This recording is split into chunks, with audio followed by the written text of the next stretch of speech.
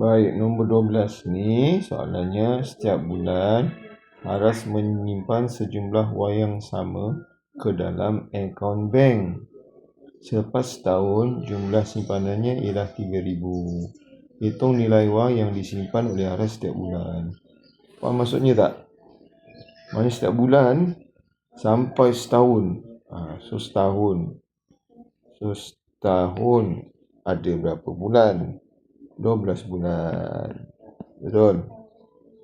Maksudnya setiap bulan tu si Aras tu simpan sama je. Kalau simpan 3, bulan 1 pun 3, bulan Februari pun 3, bulan Mac pun 3, bulan April pun 3. Benda ni tambah sampai bulan 12 jumlahnya mestilah 3,000. Tu maksudnya. Ni cikgu bagi contoh 3 lah. Cikgu bagi contoh 3. Tapi kalau 3 tambah 3 tak sampai 12 tak sampai 3,000. Cuma cikgu nak cakap apa maksudnya. Setiap bulan dia simpan benda yang sama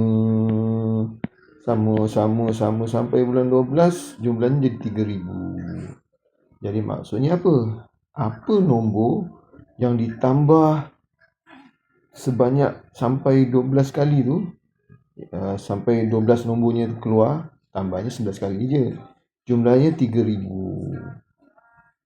Okey, katakanlah 100. 100 setiap bulan ada 12 kalilah 12 baru 1,002, tak lagi 3,000. Maknanya dia simpan ni mesti lebih daripada 100. Okey, dah tu faham? Okey, jadi caranya macam mana? 3 markah ni. So nak dapat 1 markah, buat ayat matematik. So macam mana kita nak tahu berapa ringgit? Kalau 1,200, saya tahulah 100. Macam mana caranya? Sebab 1,200 ni bagikanlah dengan 12. Dapatlah 100. Jadi cerita ni pun sama juga. Jadi ayat matematiknya ialah 3,000 bagilah dengan 12. Dapatlah 1 markah. Okey. So, nak dapat markah seterusnya, buatlah operasi bahagi. Okey, so pakai CP 12. Okey. So terpaksa lah buat CP 12 dulu.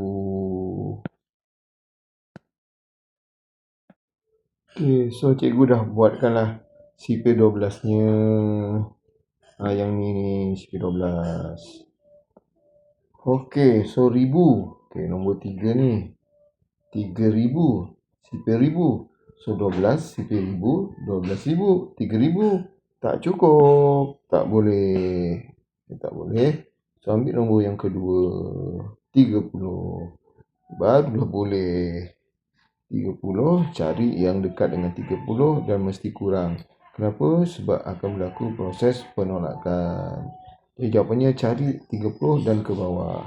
So jawapannya ialah 24. So cikgu tulislah 24.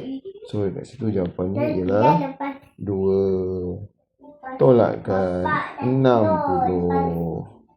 Cari 60 pula. Ada, iaitu CP yang kelima.